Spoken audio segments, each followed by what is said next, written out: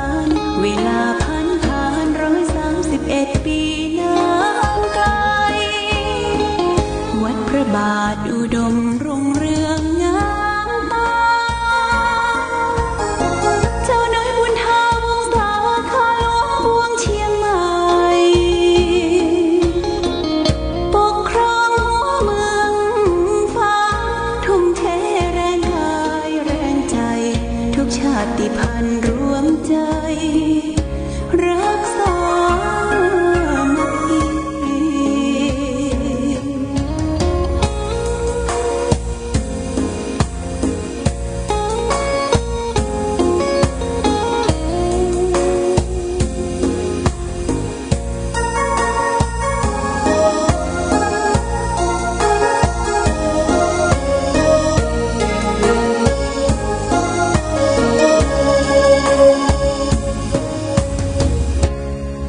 ก่อนเป็นวัดร้างโบราณสืบสาน2524พระมหาราชครูเกษราปัญญาปรมาติกาจารย์จากวัดดภัยเชียงใหม่สืบสานเวลาผ่าน131 ปีนานไกลวัดพระบาทอุดมรุ่งเรืองงามตา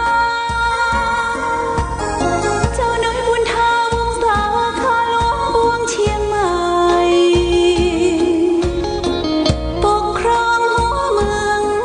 ฟ้าทุ่มเทแรงกายแรงใจทุกชาติพันธุ์รวมใจรักษามัคคี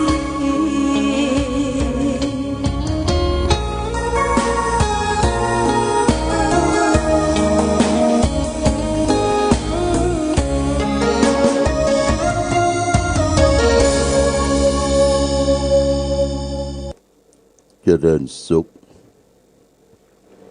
ศรัทธาสาธุชนญาติโยมท่านพุทธบริษัททั้งหลาย วันนี้รายการธรรมประทีปส่องต่าง ก็ได้มาพบปะกับพ่อแม่พี่น้องศรัทธาสาธุชนญาติโยมแห่งครั้งหนึ่ง วันนี้เป็นวันพุธที่18 เดือนสิงหาคม พุทธศักราช 2564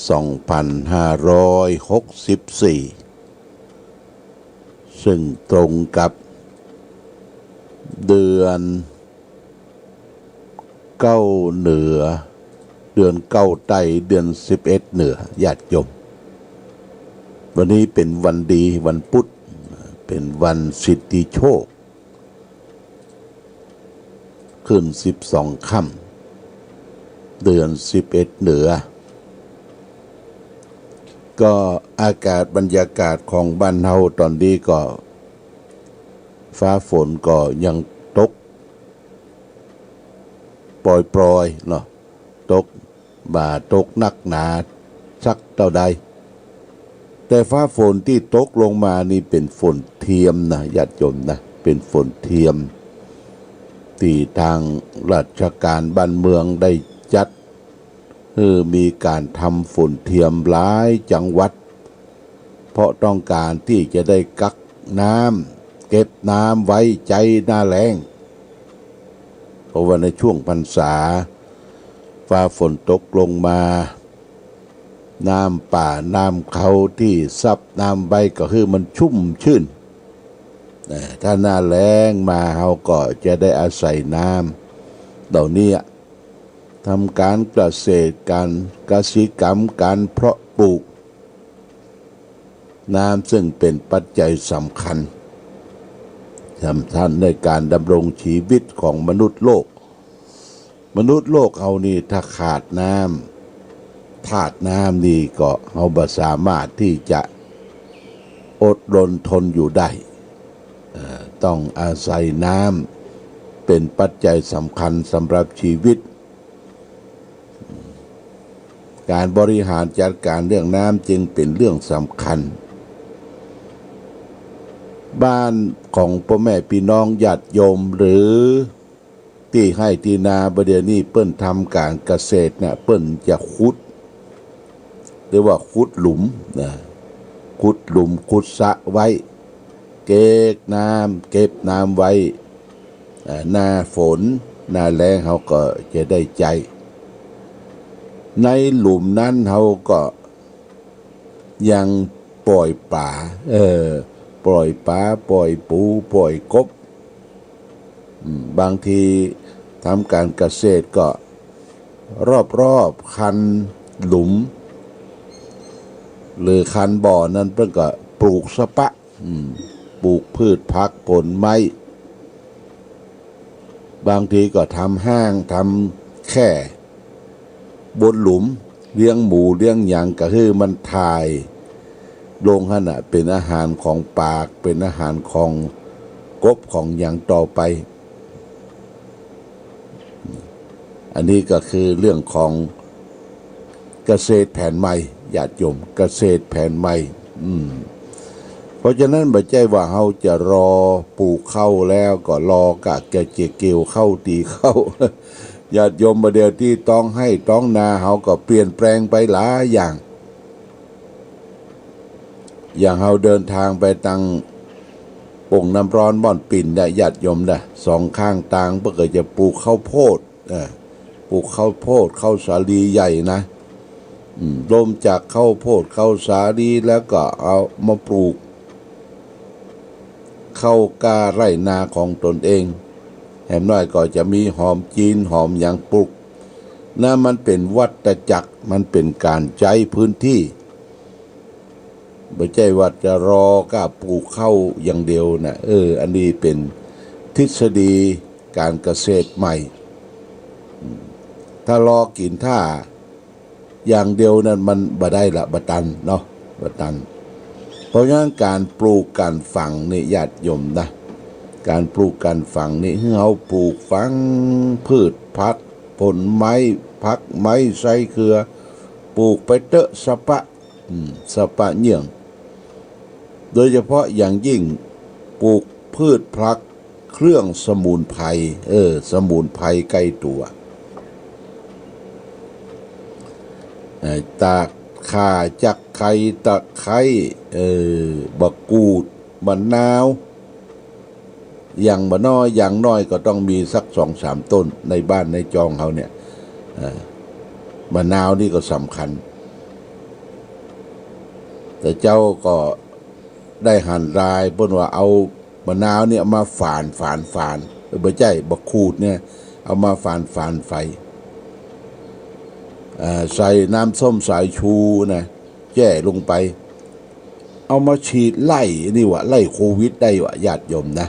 ไล่โควิดปรับสถานที่ได้ต้องพลิกแพงญาติโยมต้องพลิกแพงต้องใจธรรมชาติเนี่ยบำบัดธรรมชาติ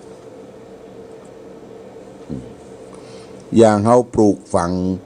พืชผักผลไม้เหมือนกันญาติโยมเฮาบ่ต้องบางอย่างบ่ต้องไปซื้อยาเกี่ยวกับสารเคมีนะมาฉีดไล่มดไล่แมงไล่อย่างเนี่ยเอาธรรมชาติมาไล่กัน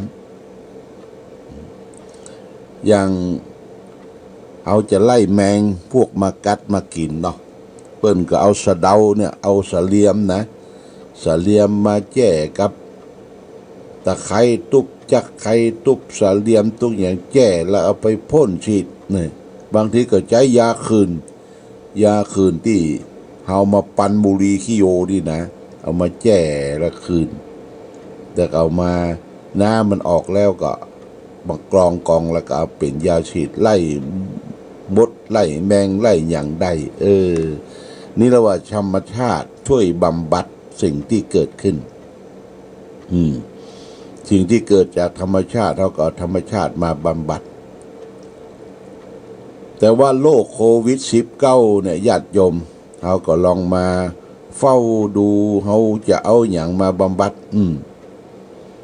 อย่างที่เปิ้นกำลังใจกันอยู่นี่ก็คือฟ้าทลายโจรนะคือปลูกคือฝังไว้ฟ้าทลายโจรนี่มันมีรสขมแต่ก่อนญาติโยมเป็นวัดเป็นอันอย่างก็ ทกมาต้มมากินมาเกี้ยวลื่นได้ฟ้าทลายโจรหัวละแอนที่เอามากับขนมเส้นนี่นะนี่ก็แก้โควิดแก้อย่างได้อันนี้เราสมุนไพรใกล้ตัวสมุนไพรใกล้ตัวนี่ควรปลูกควรฝังนะควรปลูกควรฝังไว้กล้วยไต้จะไปลืมญาติโยมเพื่อปลูกนะ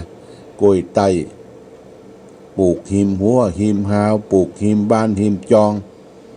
มันปลูกง่ายขึ้นง่ายทำให้เกิดความร่มรื่นปีก็ได้กินหน่วยมันก็ได้กินตองมันก็เอามาแป่งขนมนมเนยได้กล้วยไต้แต่ก่อนที่คนสมัยพ่ออุ้ยเฮาแม่อุ้ยเฮาก็เอาตองกล้วยแห้งเนี่ยมาปั่นบุหรี่สูบเนาะปั่นบุหรี่สูบญาติโยมเนี่ยก็ปลูกฝังไว้กล้วยก็ยังเป็นอาหารของสัตว์ของสัตว์อย่างนกญาติโยมนกกวิดนกปิดจะลิวนกเอี้ยงที่บนสำนักปฏิบัติธรรมวิปัสสนานะโบสวาเนี่ยญาติโยมวัน2 วันนี้ต้องซื้อกล้วยมาฮื้อนกกวิดนกหัวจอกเนี่ยนะแล้วก็นกเอี้ยงนะนกเอี้ยงเขาก็มีง่าบลำใหญ่ปืนต้นไม้เอาไปไว้ให้นะสักหวีเนี่ยวันเดียวหมดพืชญาติโยมนะมันลุมกันกินเฮ้ยมันจวนกันแล้วเขาก็ได้ยินเสียงภาษานกนะภาษานกนี่มันฮ้องกันมันถ้ามันไปปะอาหารแล้วมันจะฮ้องเรียกหมูเรียกยุมมาเนี่ยมันก็คุ้นเคยมาอยู่กับคนวันไหนเท้ากล้วยไว้ที่หิมกุฏินะมันมีเอาต่อไม้ใหญ่ไว้หันติดตัดไว้ข้างเอากุฏิมันมากินละมันมากินมันหันมันสุกมันหู้ด้วยสัญชาตญาณของสัตว์ว่าของกินมันมีที่ไหนของกินของสัตว์นี่นะนกหนูจอนข้างลายก็มีจอนข้างลายก็มีนะญาติโยมมาอยู่กันที่เนี้ยบืดหลายอย่าง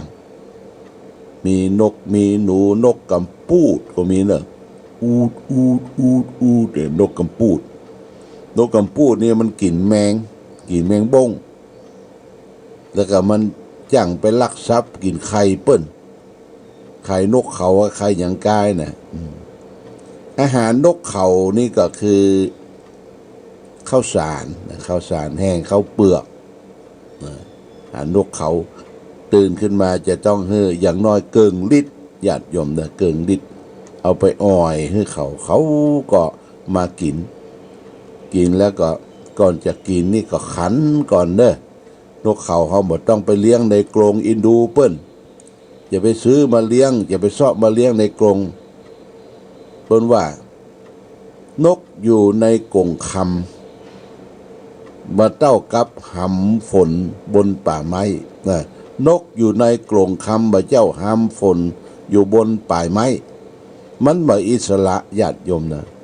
มันมีอิสระอย่างเอาไปติดคุกติดขาเปิ้นเอาขังเขาไว้เอาโกงคำมาขังเขาไว้เนี่ยป้อนเข้าวันละ3 มื้อเขาก็บ่มีอิสระสู้นกที่มันฝนมันอิสระมันบินไปไหนก็ได้คนเฮาก็เช่นเดียวกันมนุษย์เฮาก็เช่นเดียวกันต้องการอิสระตั้งกายตั้งใจญาติโยมบ่ชอบที่จะมีไผมาบังคับ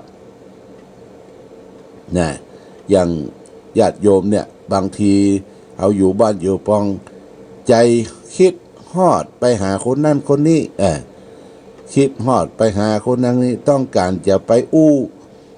ต้องการจะไปจะต้องการไปโพธนาแต่ว่าประเดี๋ยวนี้เราก็ต้องระมัดระวังเนอะการไปไปไปใกล้กันนี่ต้องระมัดระวังเปิ้นจะติดโควิดกะเฮาจะติดแปดเปื้อนไปกะ สถานที่นั้นสำคัญกายอย่างใดกายญาติโยมต้องระมัดระวังนะการไปป้าหาสู้กันวันนี้ก็เรื่องโควิดเหมือนกันญาติโยมวันนี้ทางคณะสงฆ์อำเภอฝางเราจะแจกถุงยังชีพให้แก่ผู้ที่ได้บำบัดตัวกักตัวแต่ละตำบลทางกองงานเลขาเจ้าคณะอำเภอฝางก็ได้จัดบริเวณสถานที่ลานอนุสาวรีย์พระเจ้าฝางประมาณ180ชุดนะ180ชุดที่เป็นชุดนั่นก็มีข้าวสารอาหารแห้งน้ำมันพืชน้ำป่าก็ได้รับเมตตาจากครูบาอาจารย์พระเจ้าประสงค์ได้บริจาคแต่ละวัดวาแต่ว่านี้เจ๊แดงกิตติกุลก็ไปรับบริจาคจากวัดธรรมะดอยธรรมประทีปวัดป่าได้มาสมทบได้มาสมทบนอกนั้นญาติโยมได้บริจาคให้หอมเป็นการซื้อบะหมี่ซื้ออย่างต่างๆมาจัดมาแจงเนี่ยบ่ายโมงนี่ก็ทางรอพสตโรงพยาบาลของตำบลที่ถูกกักกันที่ถูกผู้คนบ่ฮือไปเล่ร่อนไปที่ไหนเนี่ยเปิ้นเป็นโรงพยาบาลสนามก็จะมารับไปช่วยมีตัวแทนมารับที่บริเวณลานอนุสาวรีย์พระเจ้าฝางพระนางสามผิว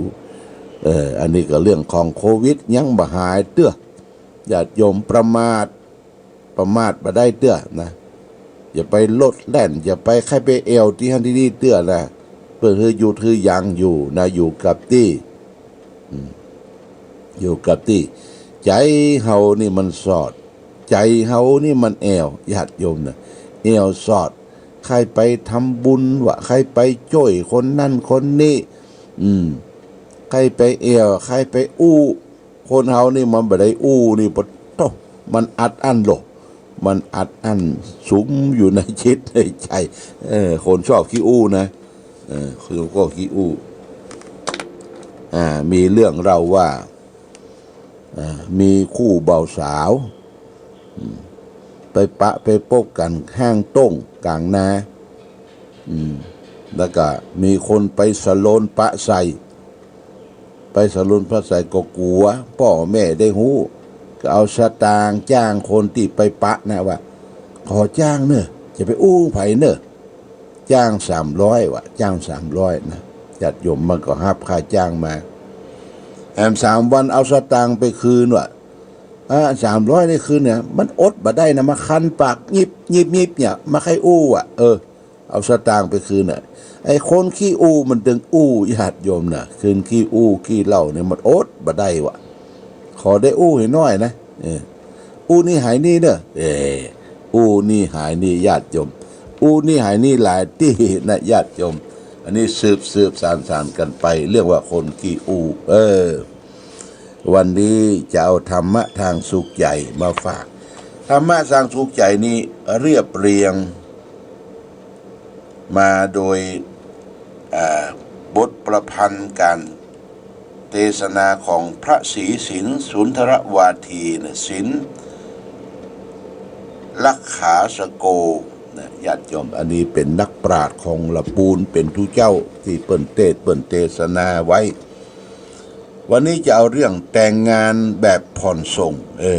แต่งงานแบบผ่อนส่งนี่เราก็ลองฟังญาติโยมเพิ่นว่าในยุคของไอทีในยุคของอวกาศเนี่ยมีการซื้อขายกันแบบผ่อนส่งแพร่หลายมากจนเกิดมีระบบการแต่งงานแบบผ่อนส่งขึ้นก็มีอยู่ว่ามีชายหนุ่มผู้หนึ่งเป็นคนมีนิสัยเลาะและเมื่อเป็นนักเรียนก็เรียนอย่างเสียบ่ได้ไปเฮียนพ่องบ่เฮียนพ่องอะเลาะอะและนะเรียนจบแล้วก็จะหางานทำก็ทำมาเป็นลักเป็นฐานญาติโยมก็เป็นลักเป็นฐานบ่มีตำแหน่งเรียกว่าว่างงานต่อมาเมื่อเขาเป็นหนุ่มใหญ่ เกิดไปชอบพอรักใคร่กับแม่หญิงคนหนึ่งฮักกันมากแล้วก็ต้องตกล่องปล่องขึ้นแต่งงานกันคราวนี้พ่อหนุ่มก็หาทางออกด้วยระบบเงินผ่อนส่งไปซื้อผ้าซื้อผ่อนสิ่งของจากบริษัทแห่งหนึ่งโดยมีเพื่อนผู้ที่มีชื่อคนหนึ่งไปช่วยประกันให้และชายคนนี้ก็สมองใสคนนั้นก็ได้ซื้อผ่อนเอาสิ่งของนั้นมาหลอกแต่เขาก็เอาสิ่งเหล่านั้นออกมาขายแปรธาตุเป็นเงินเป็นทองแห่งต่อหนึ่งแล้วก็เอาเงินไปมอบให้ไม่ยิงคนฮักเพื่อจักเงื่อสิ่งของที่จะเป็นรังรักของเขาแต่งงานกันแล้วก็อยู่กินด้วยต่อมาอย่างหน้าตาเฉยพอสิ้นเดือนญาติโยมเจ้าของร้านขายของก็เกิดมาทวงเอาเงินค่าผ่อนส่งถึงที่บ้านบางครั้งก็พบตัวเจ้าพ่องดูหนีไปพ่องไหว้วานผ่อนส่งกันไปเดือนที่สองเขาก็หามาทวงต่อไปแหมคราวนี้ไปปะเมียคนที่ผ่อนส่งเจรจากันบ่ได้เรื่องได้ราวผู้จัดการบริษัทก็หันไปเล่นงานกับผู้เอาประกันตัวนะเครื่องยุ่งยากก็เกิดขึ้นสถานการณ์โดยครอบครัวก็ตึงเครียดขึ้นทุกวันนี่แหละญาติโยมการแต่งงานแบบผ่อนส่งในยุคอวกาศเนี่ยนะได้ยินเรื่องทำนองนี้แล้วก็ถ้าสลดใจยิ่งนักคนเฮาบางคนมีความคิดเบาบางเหลือเกินเวลาเป็นหนุ่มสักกันอยู่แทนที่จะคิดตั้งเนื้อตั้งตัวเป็นหลักเป็นฐานก็บ่ทำกลับมาเอาเวลาเหล่านั้นไปสนุกสถานเฮฮากินเหล้าเมายาลองตองแต่งแล้วก็ทำงานบ่เป็นจ๊ะเป็นนะทำสะทำวางถึงข่าวจะมีชีวิตคู่เหมือนผู้อื่นก็หาได้สำเร็จผลไม่ญาติโยมนะไปแต่งงานก็ไปบ่ฮอดอย่างเนี้ยเพราะว่าบางสิ่งบางอย่างคือเปื้อนไปเชื่อมาแล้วก็เอามาผ่อนส่งเดี๋ยวว่าสุดกรรมกึดพืดบ่หินต่างไหสุดวิสัยเอากิโลขึ้นตั้ง ญาติโยมภาษาบาลีว่าอิติวิชัตถะกัมมันเตอัฏฐาอเจนติมานะเวประโยชน์ย่อมล่วงเลยคนทอดทิ้งการงานไปเสียดีเป็นธรรมะของพระพุทธเจ้ามาจากทีฆนิกายมหาปฏิวัติญาติโยมเรื่องทำงานผ่อนส่งก็มีเต้าอี้คือมันเนี่ยการบัดแตะญาติโยมเนี่ยการบัดแตะเลาะแหละเนี่ยแต่งงานแล้วก็มีก็ปัญหาเนาะปัญหานักอันนี้เป็นเรื่องของคนเราต้องจริงใจจริงจังเนี่ยอย่างต้องทำแต่ทำด้วยความมุ่งมั่นปัญหาเมื่อประสบขึ้นมาแล้วก็เอาเป็นตัวต่อรองญาติโยมคนเราทุกคนมันมีปัญหาแต่ว่าปัญหานี่สามารถแก้ได้ก้อยไขใจสติปัญญาปัญหาก็คือความทุกข์ก็คือปัญหาทุกวันเนี่ยญาติโยมมีกันหมดนะญาติโยมไม่ใช่จำเพาะ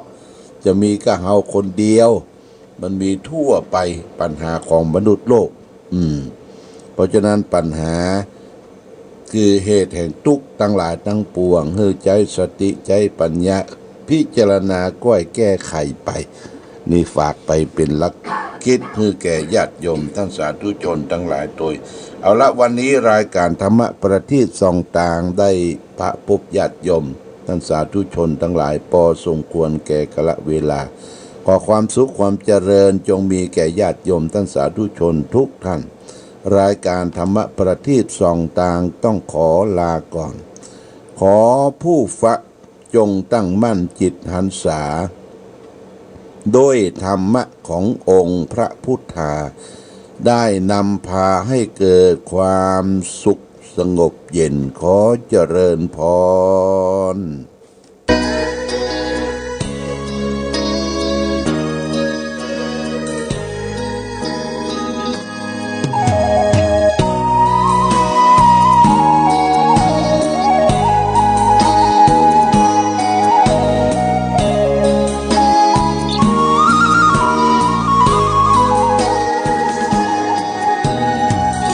แม่น้ำสายใหญ่จากใต้ลงเหนือคือหนุนจุนเจือเหล่าชาติเชื้อเมืองฟางนานมา น้ำกกท่าสะฟางสายเลือดคนเมืองล้านนา ธงชาติและเพลงชาติไทยเป็นสัญลักษณ์ของความเป็นไทยเราจงร่วมใจยืนตรงเคารพธงชาติด้วยความภาคภูมิใจในเอกราชและความเสียสละของบรรพบุรุษไทยประเทศไทยรวมและเชื้อชาติไทยเป็นประชารัฐผ้าไทยของไทยทุกส่วนอยู่ดำรงคงไว้ได้ทั้งมวลด้วยไทยล้วนหมา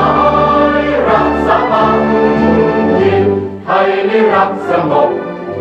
แต่ถึงรบไม่กล้าเอกราชจะไม่ให้ใครคุมขีสละเลือดทุกอย่างเป็นชาติทะเลพระดวงประเทศชาติไทยต้องมีชัยชโย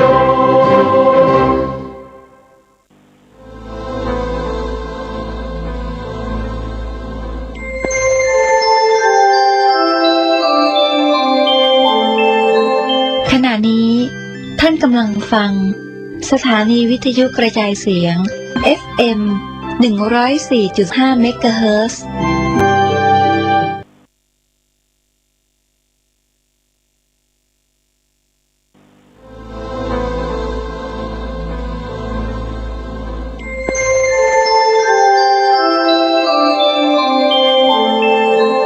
ขณะนี้ท่านกำลังฟังสถานีวิทยุกระจายเสียงพระพุทธศาสนา FM 104.5 เมกะเฮิรตซ์